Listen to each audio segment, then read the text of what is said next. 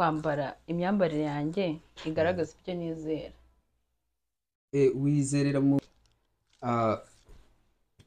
twari turi kuvuga wizerera mu ikanzu se?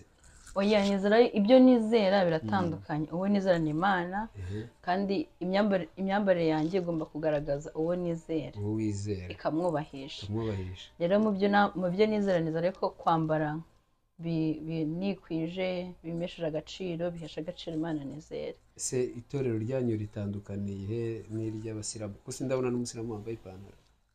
usanga bipfutse bo ndetse no mu maso ugasanga ni hano. Abasilamu rero ntago nzi nta kintu nzi cyinshi ku basilamu usibye imyambarire yabo nanjye. Ariko urayikunda? Ndayikunda pe, nkunda ukuntu bambara. uramutse ufite urugo, abana bawe ntibifuze kwambara